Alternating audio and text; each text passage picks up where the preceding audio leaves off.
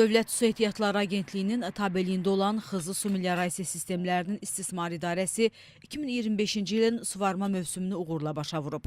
Ötən dövr ərzində su itkilərinin qarşısının alınması üçün müəyyən tədbirlər görülüb, suvarma kanalları lildən təmizlənib, torpaq məcralı kanallar beton üzlüyə alınıb. Xidməti ərazidə 7 ədəd şüşə lifli borular təmir edilib, istifadəyə verilib. Xızı Su Meliorasiya Sistemlərinin İstismarı İdarəsinin balansında xidmət göstərdiyi sahələrin suvarılması üçün 101 km açıq tipli kanal, 236 km qapalı boru şəbəkəsi, 1889 ədəd hidrotexniki qurğu, 3 ədəd nasos stansiyası, 12 ədəd körpü, 55 km və o cümlədən 177 km drenaj şəbəkəsi mövcuddur. Xızıda son illər görülən kompleks meliorativ tədbirlər əkin sahələrinin suvarılmasını yaxşılaşdırıb. Fermerlərin sahələrdən bol məhsul əldə etməsinə zəmin yaradıb.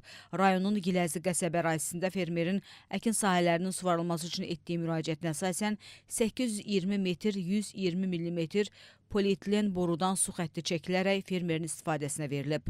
Xızı Su Meliorasiya Sistemlərinin İstismarı İdarəsinin xidməti ərazisində yenidən qurma işləri üzrə Xızı rayon Fundağan kənd su şəbəkəsinin yenilənməsi istiqamətində təsdiq edilmiş layihənin icrasına başlanılmışdır. Hal-hazırda işlərimiz davam etdirilir, yaxın günlərdə işlər yekunlaşacaqdır.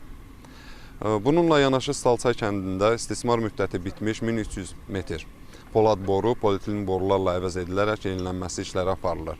Altağaz qəsəbəsi Tağı Məmmədov küçəsində 270 metr kanalizasiya xətti quraşdırılaraq əhalinin istifadəsinə verilmişdir. Xızı Su Meliorasiya Sistemlərinin İstismar İdarəsinin xidmət göstərdiyi ərazidə bir şəhər, 3 qəsəbə olmaqla ümumilikdə 7921 nəfərə faktiki olaraq xidmət göstərilir. Xidməti ərazi üzrə ümumilikdə 3240 abonent sayı vardır ki, bundan da 3158 əhali, 82 ədədi isə qeyri-əhali abonentidir.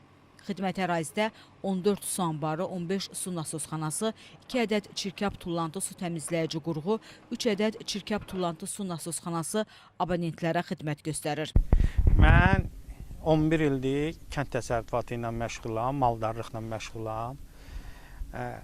Maldarlığın yemini çatdırmaq üçün əkin sahəsi götürmüşəm özüm. Bir 10 hektara kimi əkin sahəm var.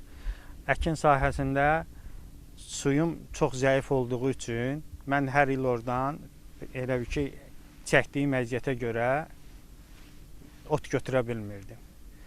Cənab sədrin qəbuluna getdim, yazıldım.